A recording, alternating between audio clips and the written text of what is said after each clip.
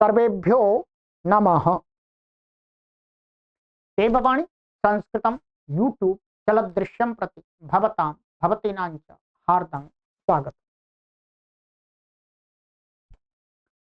मित्रों, प्रौढ़ रचनानुवाद कौमुदी पुस्तक को पढ़ रहे हैं। एषा कक्षा प्रौढ़ पाठकानां कृतेनुवाद शिक्षणाय वर्तते। ये संस्कृत अनुवाद सीखने वाले प्रौढ़ पाठकों के लिए चलाई जा रही प्लेलिस्ट आपको लिए बना दी है हमने, प्रौढ़ रचनानुवाद कौमुदी। इस पुस्तक के लेखक हैं डॉक्टर कपिल देव द्विवेदी जी, बहुत बड़े प्रसिद्ध विद्वान हैं। आज की हमारी कक्षा संख्या है 110। 109 कक्षाएं आपको हमने पढ़ा दी हैं, ठीक है। दशाधिक शतकम। कोई भी आपको शंका है, प्रश्न है, तो आप हमसे यहाँ पर पूछ लीजिएगा। निःशुल्क आपके लिए ये सेवा चलती है, ठीक है, सभी संस्कृत जिज्ञासुओं के लिए। और निःशुल्क इसलिए चलती है क्योंकि आप लोग ही इस व्यवस्था को चलाते हैं। इसलिए आप सभी से निवेदन किया जाता है कि आप हमारे इस देववाणी संस्कृतम निःशुल्क संस्कृत शिक्षण केंद्र के मासिक सदस्य बने। जो भी परमात्मा ने आपको दिया है उसमें से अवश्य कुछ धनराशि इस संस्कृत माता के प्रचार प्रसार के लिए दान करते रहे, ठीक है। इसके लिए ये पेटीएम, गूगल पे, फोन पे नंबर दिया गया है, क्यूआर कोड है ये आपके लिए, ठीक है। इस अभियान को चलाने के लिए हमें काफी धन व्यय करना होता है। वो धन आप सभी से ही हमें प्राप्त होता है। विद्या का दान और विद्या के लिए दान, ये दो दान दुनिया के सर्वश्रेष्ठ दान है। हम विद्या का दान कर रहे हैं, आप विद्या के लिए दान कर रहे हैं, तो हमारा और आपका दान सर्वश्रेष्ठ दान की श्रेणी में आता है। मैं नहीं कह रहा, ये प्राचीन काल से ऋषि मुनि एक स्वर में कहते आए हैं कि विद्या का दान और विद्या के लिए दान दोनों ही दुनिया के सर्वश्रेष्ठ दान होते। तो मैं तो विद्या का दान करके सर्वश्रेष्ठ दान कर रहा हूं, और आपसे भी निवेदन करता हूं कि आप भी सर्वश्रेष्ठ दान के भागी बने, ठीक है। चलिएगा, हमारे 30 अभ्यास हो गए थे, कंप्लीट हो गए हैं, ठीक है। अब हमारा 31वां अभ्यास। चलिए पढ़ना आरंभ करते हैं। पुस्तक आप ओपन कर लीजिएगा। शब्दकोश है इसमें, 750 शब्द इन्होंने पढ़ा दिए अभी तक। 25 शब्द और पढ़ेंगे, 775 शब्द पढ़ ले। 31तमः अभ्यासः, 31वां अभ्यास। चलिएगा, का विभाग। इसमें कुछ ऐसे शब्द हैं जो संस्कृत साहित्य में मिलते हैं परंतु वर्तमान में उनका प्रयोग नहीं है, आउट ऑफ ऑर्डर है वो शब्द। पुस्तक में है इसलिए मैं पढ़ा रहा हूं, ठीक है। आप गलत दृष्टि से ना सोचें, मेरा इन शब्दों से कोई लगाव नहीं है, क्योंकि मैं तो भाषा पढ़ा रहा हूं और इस पुस्तक के माध्यम से पढ़ा रहा हूं, ठीक है। परंतु ये वर्तमान में प्रयोग होने योग्य नहीं है जहां तक मैं समझता हूं, ठीक है। अंत्यजः, अंत्यजः का अर्थ इन्होंने शूद्र किया प्राचीन संस्कृत साहित्य में। चर्मकारः, चर्मकार का अर्थ यही बनता है कि जो चमड़े का कार्य करते हैं वो चर्मकार कहलाते हैं संस्कृत भाषा के अनुसार। उस समय भी ऐसा ही था, ठीक। सम्मार्जकः, जो सफाई का काम करते हैं, ठीक, वो सम्मार्जका कहलाते हैं संस्कृत भाषा, ठीक है। और आजकल तो ये सभी जो कार्य हैं ये एक तरह से बिजनेस बन गए। इन कार्यों को हे दृष्टि से नहीं देखा जाता, आज तो एक इनका फैशनेबल बन गया है। आज तो आदमी को जिसमें अधिक प्रॉफिट होती है वो कार्य करने के लिए जुगाड़ लगाता है, ठीक है। शाकुनिका, हम बहेलिया, जो पक्षियों को मारने वाला होता है वो शाकुनिका। अजाजीवः, जो भेड़ बकरियों को पालते हैं उनको अजाजीवः कहा गया है। मायाकारः, जादूगर है, जो मैजिक करने वाले। चौंडिकाः, सुरा विक्रेता शराब के ठेकेदार, आजकल तो बड़े बड़े पैसे वाले लोग हैं, शराब के ठेके खोलते हैं। कर्म करह नौकर, सेवक। भारवाह कुली, ठीक है। मालाकारह माली, जो माली अर्थात जो गार्डन आदि की देखभाल करते हैं, माला आदि का माला बनाते हैं। कुलालाह महार, जो मिट्टी के बर्तन बनाते हैं। लेपकाह पुताई वाला, पुताई करते हैं, ठीक है, पुट्टी आदि करते हैं। प्रैश्यः चपरासी। वैतनिकाः वेतन पर नियुक्त नौकर, माने वेतन लेकर के कार्य करने वाला व्यक्ति क्या कहलाता है? वैतनिकाः। तस्करः चोर। पाटच्चरः डाकू। ग्रंथि भेदकः गिरहकट, गिरहकट जेब कट है, पॉकेट मार, पॉकेट कट। मृगयुः शिकारी, जो हिरण आदि की शिकार करता है वो। मृगया शिकार। वागुरा जाल, जालम भी होता है जाल, वागुरा का अर्थ भी जाल होता है। मार्जनी झाड़ू है। चर्म प्रभेदिका, जूता सीने की सुई। उपानः, और ये उपानत, ये वास्तव में इसका जब रूप चलाते हैं तो उपानत बनता है। मूल शब्द उपाना है, तो जूता है, बूट है, इनको उपानह बोलते हैं। पादुका चप्पल, स्लीपर बोलते हैं इसको। अनुपदीना गमसूट। अनुपदीना माने जो सैंडल होता है उसको बोलते हैं अनुपदीना, बस, ठीक है। तो ये शब्दकोश है, इसको आपको याद कर लेना है। कुछ शब्द इसमें प्रयोग में आने वाले हैं, बाकी तो आउट ऑफ ऑर्डर हैं, प्राचीन काल के हैं, इस समय में उनका कोई प्रयोग नहीं है, ठीक है। चलिएगा, व्याकरण इसमें बताएंगे आपको बुध धातु और आस, बुध शब्द के धातु ने, बुध शब्द है और आस धातु है, इनके रूप बताएंगे। कर्मवाच्य और भाववाच्य बताया जाएगा, बहुत विशेष, ठीक है। चलिएगा, सबसे पहले लेते हैं नंबर 1, बुध शब्द के पूरे रूप स्मरण करो। देखो शब्द रूप संख्या 26 आपकी पुस्तक में होंगे, मैं आपको दिखा देता हूं, ठीक है। ये है, ठीक है, ये बुध विद्वान, ठीक है। 31 शब्द रूप है, 127 पेज नंबर पर है, ठीक है, देख लीजिएगा। इसके रूपों का उच्चारण करा देता हूं, ठीक है, आइएगा। बुध बुधौ बुधः, बुधम बुधौ बुधः, बुधा बुद्भ्याम बुद्भिः, बुधे बुद्भ्याम बुद्भ्यः, बुधः बुद्भ्याम बुद्भ्यः, बुधः बुधोः बुधाम, बुधि बुधोः भुत्सु। हे भुत, हे बुधौ, हे बुधः, ठीक है। कहीं कहीं पर इसको ब को भ हो रहा है, ध्यान रखेंगे, यहाँ यहाँ यहाँ यहाँ यहाँ यहाँ और यहाँ यहाँ ब को भ हो रहा है, ठीक है, तो व्याकरण के नियम से होता है। इसके बाद में आस धातु के रूप बताए इन्होंने, ठीक है, आस धातु के रूपों को भी मैं करा देता हूं, ठीक है।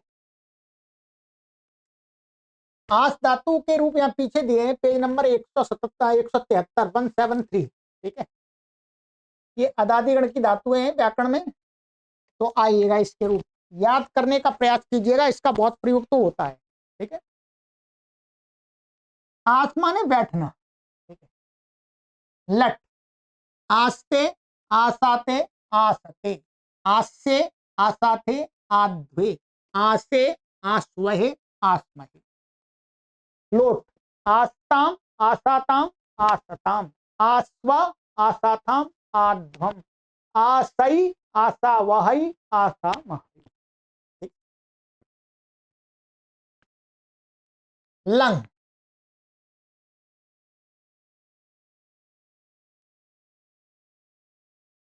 आस्त आसाताम आसत, आस्थाः आसाताम आध्वम, आसी आस्वहि आस्महि, ठीक है। विधिलिंग, आसीत आसीयाताम आसीरन, आसीथाः आसीयाथाम आसीध्वम आसीय आसी वही आसी मही। ठीक है, चलिएगा। लिट लकार आशिष्यते आशिष्येते आशिष्यन्ते आशिष्यसे आशिष्येथे आशिष्यध्वे आशिष्ये आशिष्यावहे आशिष्यामहे।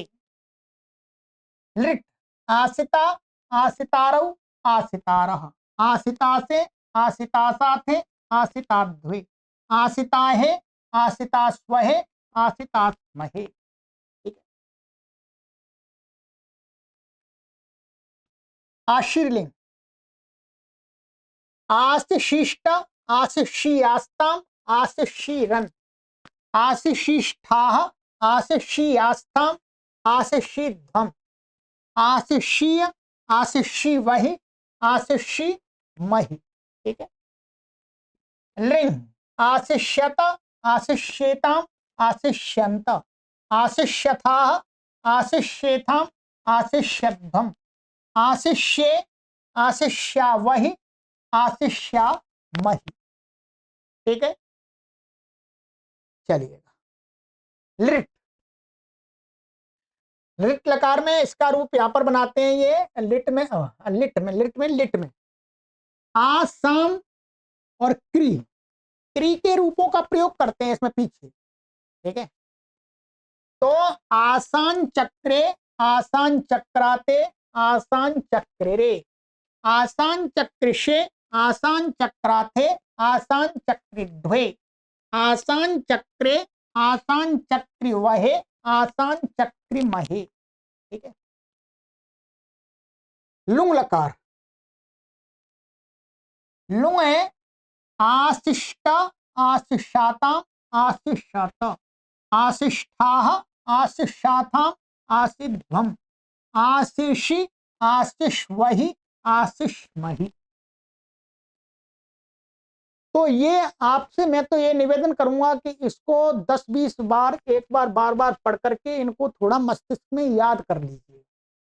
चाहे आपको याद ना रहे, परंतु इतना संस्कार बन जाना चाहिए कि कहीं पुस्तक में लिखा हुआ इनमें से कोई रूप है तो आप अनुमान लगा सकें, अच्छा ये आस धातु के उस लकार के उस पुरुष का उस वचन का रूप है। ठीक है, देख करके माने हम ऐसा याद करना सरल होता है कि हमें देख करके कोई ध्यान आ जाए।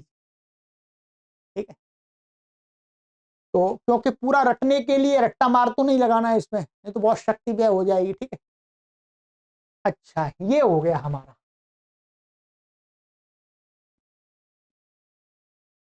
अब चलते हैं आगे। इसमें नियम है, आइएगा नियम पढ़ लेते हैं। ठीक है, अब ये इसमें बताएंगे मुख्य रूप से ये कर्मवाच्य भाववाच्य ये बताएंगे। अभी तक जो हम पढ़ रहे थे वो कर्तृवाच्य को पढ़ रहे थे। ठीक है, अनुवाद बना रहे थे वो।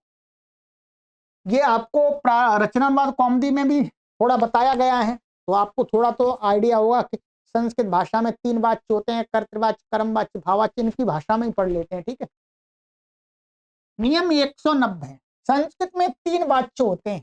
ठीक है, वॉइस जिसको बोलते हैं इंग्लिश में वॉइस। नंबर 1 कर्तृवाच्य होता है जिसको एक्टिव वॉइस बोलते हैं। नंबर 2 कर्मवाच्य होता है इसको पैसिव वॉइस बोलते हैं। नंबर 3 भाववाच्य होता है इसको इम्पर्सनल वॉइस बोलते हैं। ठीक है, सकर्मक धातुओं के रूप कर्तृवाच्य और कर्मवाच्य में चलते हैं, ध्यान रखेंगे। क्या है, सकर्मक धातु होती हैं, 2 प्रकार की धातु है, सकर्मक और अकर्मक। ठीक है, तो सकर्मक धातु होगी तो उसके जो धातुओं के रूप हम चलाएंगे वो कर्तृवाच्य में कर्मवाच्य में चलते हैं, और अकर्मक धातुओं के रूप कर्तृवाच्य और भाववाच्य में चलते हैं। ठीक है,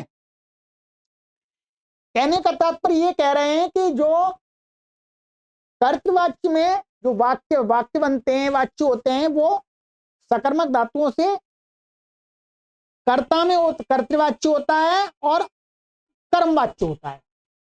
अकर्मक धातुओं का कर्मवाच्य नहीं होता है, कर्तृवाच्य और भाववाच्य होता है। ठीक है, अकर्मक की साधारण पहचान है कि जहां किम क्या किसको का प्रश्न ना उठे। ये सामान्य पहचान है, एकदम 100% एकदम खूंटा नहीं काट रहे। ठीक है, खूंटा मतलब फिक्स नहीं कर रहे, सामान्य पहचान कि जिस क्रिया के विषय में प्रश्न इस प्रकार का क्या क्या नहीं उठता हो, वो धातु क्या मानी जाती है? अकर्मक। जैसे हंसता है तो एक प्रश्न नहीं उठता क्या हंसता है, कोई नहीं पूछेगा। खाता है तो कोई पूछ सकता है क्या खाता है, पूछ सकता है, पूछ सकता है। इसलिए तो ये पहचान है, जिसके बारे में किम का प्रश्न उठ जाए वो सकर्मक है, जिसके बारे में नहीं उठे वो अकर्मक है। नंबर 1, कर्तवाच्य में कर्ता मुख्य होता है। कर्तवाच्य होता है उसमें कर्ता मुख्य होगा, क्रिया कर्ता के अनुसार चलेगी, माने क्रिया का वचन पुरुष आदि क्या है, कर्ता के अनुसार होगा। कर्ता में प्रथमा होती है, ध्यान रखेंगे, कर्तवाच्य में। कर्म में द्वितीया होती है, क्रिया कर्ता के अनुसार होगी, बहुत बार बता दी।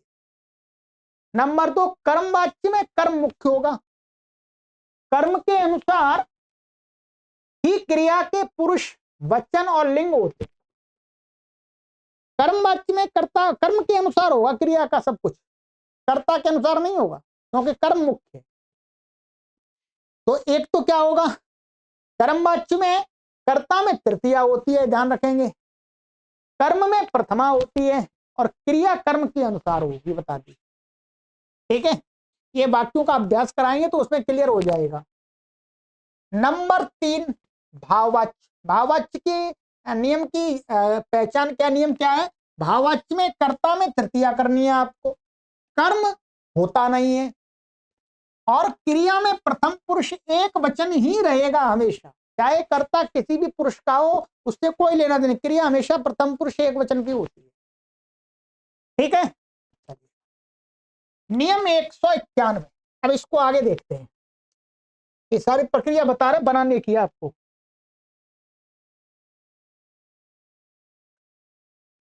सार्वधातु के ये क्या है, सूत्र है अष्टाध्यायी का। ये क्या कहता है, कर्मवाच्य और भाववाच्य में जो सार्वधातुक लकार हैं, सार्वधातुक लकार कौन कौन से हैं? लट लकार है, लोट लकार है, लंग लकार है, विधिलिंग लकार है, यही सार्वधातुक लकार है। तो इन सार्वधातुक लकारों में अर्थात लट लोट लंग विधिलिंग में धातु के अंत में क्या है, धातु के अंत में, जैसे मानिएगा ये धातु है, अब इसके अंत में क्या लगा देना है, यह लगा देना है यहां पर, और धातु का रूप आत्मने पद में ही चलेगा, चाहे धातु किसी पद की हो, चाहे धातु परस्मैपदी हो चाहे आत्मनेपदी हो, धातु का जो रूप चलाएंगे अब इसका आत्मनेपदी चलेगा, सेव के समान। ठीक है, जैसे पट धातु कैसी है, परस्मैपदी है, परंतु ये कर्मवाच्य में प्रयोग करेंगे तो यहां यह जोड़ना है इस सूत्र से। ये वास्तव में यही कहता है कि कर्मवाच्य में और भाववाच्य में क्या होता है, बीच में यक विकर्ण आता है। अन्य लकारों में यह नहीं लगेगा, माने इनके चारों के अलावा जो दूसरे लकार हैं, उसमें यह नहीं लगेगा। धातु के रूप में यह लगाकर युद्ध धातु छठे के समान रूप चलेंगे। युद्धते के रूप आपको शायद यहाँ बता दें, इन्होंने अभी तक कराए नहीं होंगे। ठीक है, तो आगे आप पीछे देख सकते हैं, तो यहाँ 66 के तुल्य चलेंगे, जैसे पाठ्यते, ठीक है, ये चलेंगे। तो युद्धते के समान रूप चलाने आपको, पठ्य पाठ पठ्यते पाठ्यते पठ्यते पठ्येते पठ्यन्ते पठ्यसे पठ्येते पठ्यद्वय पठ्ये पठ्यावहे पठ्यमहि, ऐसे युद्धते के चलते हैं। ठीक है, ये तो बिना कर्मवाच्य के भी चलते हैं। ठीक है, जैसे अच्छा नहीं, अच्छा और लिट लकार में, लिट में इष्यते लगता है, जो सेठ धातु होती है उनमें इष्यते लगाते हैं, धातु के बाद इष्यते जोड़ते हैं, और जो अनिट धातु होती है, सेठ अनिटा लगाओगे ना तो उसमें स्यते लगेगा। जैसे गम का बनाया इन्होंने, तो गम को यहाँ गच्छ नहीं होगा, ध्यान रखेंगे, गम ही रहेगा, गम्यते, लोट में गम्यताम, लंग में अगम्यत, विधिलिंग में गम्येत, और लिट में क्या कर दिए, सेठ धातु है गम, तो इसलिए इष्यते जोड़ दिया, गमिष्यते हो गया। गमिष्यते गमिष्यन्ते गमिष्यन्ते गमिष्यते गमिष्यते गमिष्यते गमिष्यन्ते, इस प्रकार से इसके रूप चलेंगे। तो अब देखिए इसके पूरे रूपों का तो आपको यहाँ पर अभ्यास नहीं कराया, इसका जुगाड़ बताया, मैंने इन्होंने तरीका बताया, ठीक है। तो एक तो ये समझ लेना है आपको अच्छी प्रकार से कि बीच में यक आएगा, ये 5 लकारों का ही बताए हैं क्योंकि 5 लकारों का ही अधिक प्रयोग है, ठीक है। दूसरा नियम, ये 2 नियम और है, इनको पढ़ा देता हूं, कोई नहीं आप समझिएगा। नियम 192 का लिट में द्वित्व करके आत्मनेपदी के तुल्य रूप होंगे।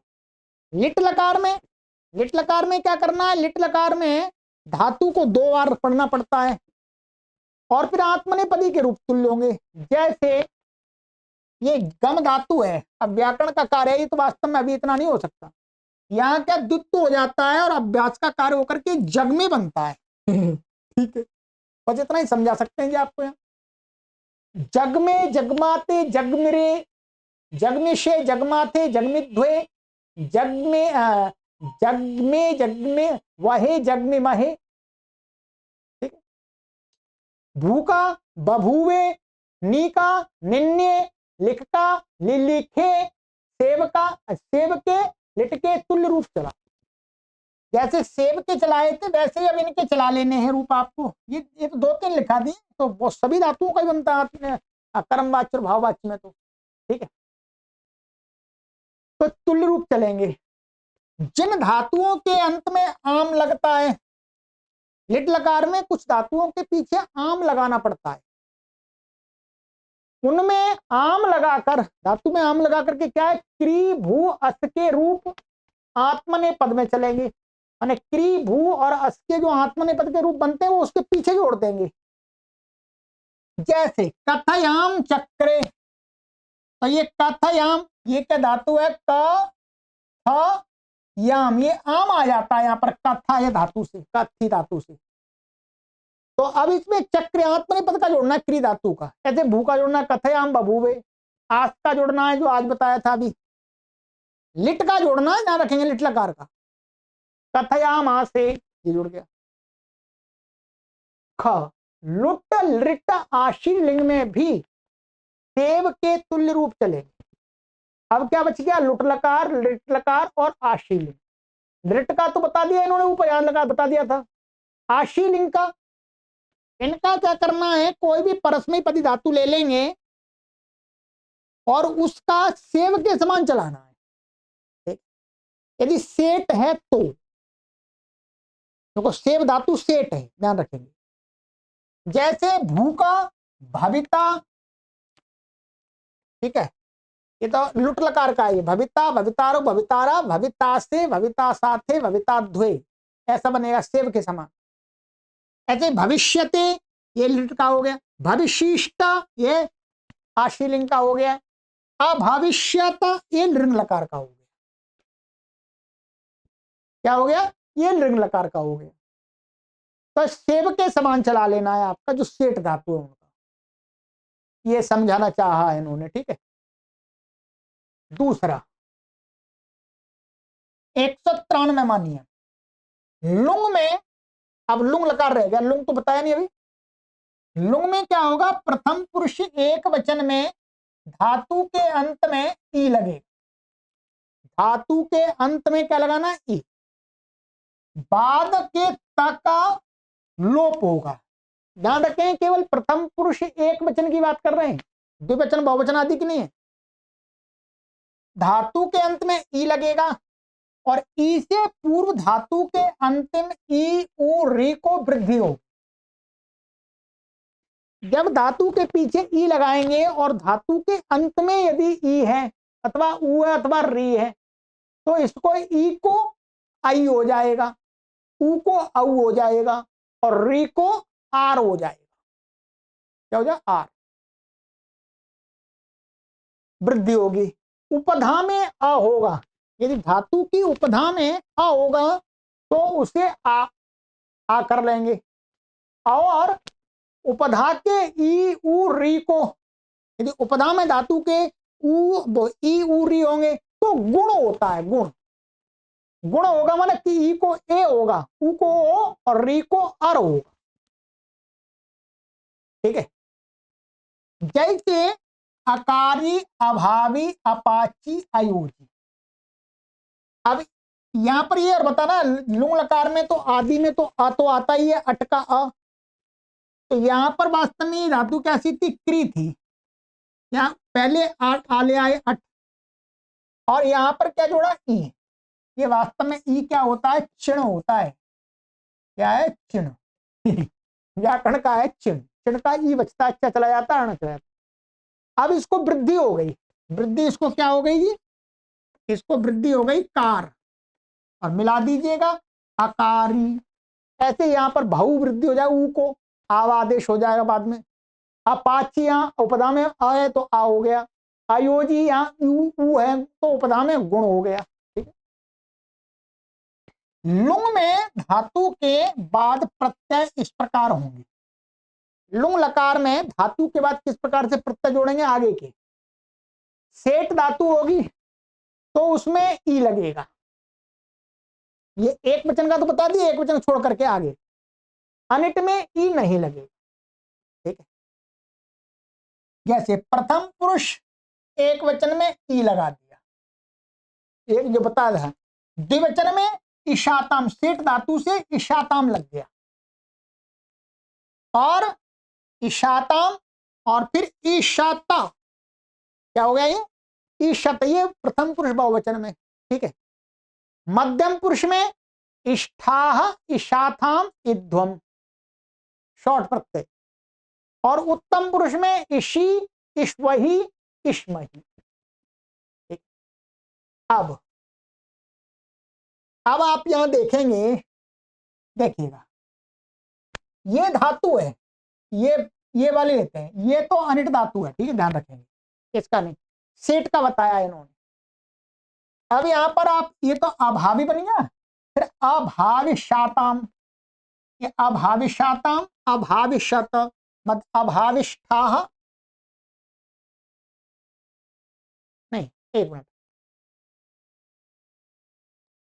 हाँ यहां पर इन्होंने थोड़ा छोड़ दिया। ठीक, अभावी, और यहां फिर अब आगे होगा उसमें ये वृद्धि नहीं होगी, वृद्धि नहीं होगी, वहां तो गुण होगा। क्या होगा, गुण। केवल वृद्धि तो केवल यही होती है ई के बाद, तो इसलिए क्या बनेगा इसका, अभावी, अभविष्याताम, भविष्याताम।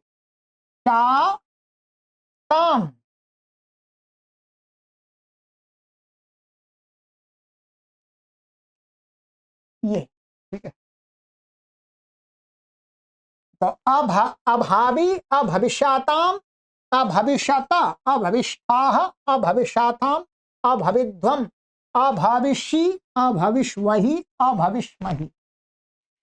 अब ये प्रक्रिया इतनी जटिल है कि जब तक अष्टाध्यायी के सूत्रों को हम नहीं पढ़ते हैं क्रम से, तब तक ये ऐसे समझ में नहीं आई। ये जुगाड़ है, और ये जुगाड़ थोड़ी कठिन आपको लगेगी, आप ऐसे एकदम नहीं बना पाएंगे। ये तो शॉर्टकट तरीका दे रहे हैं बस, सभी धातुओं में ये नियम नहीं लग जाएगा, आप सोचें। ठीक है, ये भी ध्यान रखेंगे। परंतु अब ये इतना ही पढ़ा सकते हैं, यदि आपको पूरा पढ़ना है तो व्याकरण पढ़िएगा फिर। ठीक है, यदि आपको अपनी जिज्ञासा पूरी शांत करनी है कि ये कैसे हो गया जी, ये कहाँ नहीं होता, ये कहाँ होगा, तो इसकी जिज्ञासा शांत करने के लिए आपको पूरे व्याकरण की पढ़ने की आवश्यकता है। और व्याकरण का कोर्स हमने तैयार कर दिया है, पढ़ना पड़ेगा आपको, तब आपकी जिज्ञासा शांत होगी। बिना पढ़े जिज्ञासा शांत नहीं होने वाली, ध्यान रखेंगे। यहां पर हम नहीं पढ़ा सकते, इसमें 100 सूत्र लगेंगे, 100 सूत्र यहां पढ़ाने लगेंगे तो एक ही नियम को पढ़ाने के लिए 1 महीना चाहिए। आप कहेंगे कहां फंसा दिया, इसलिए जब जितना लिखा है उतना ही आप यहां पढ़ लें, उतना उचित है। अधिक पढ़ना है तो फिर व्याकरण पढ़। ठीक है, ये मेरा आपको सुझाव है। तो चलिएगा, ये जितना आपको करा यहां पर है उतना मैंने आपको समझा दिया है। ठीक है, इसकी तैयारी कीजिएगा, और इसका जो करने वाला है, अनुवाद बनाने वाला भाग, इसमें अनुवाद बनाइएगा, अभ्यास होगा, मिलान कराएंगे आगे की कक्षा में। ठीक, ये अभ्यास में कुछ अधिक नहीं था, इसलिए मैंने पूरा ही करा दिया एक कक्षा। आगे मिलते हैं। सर्वेभ्यो नमः।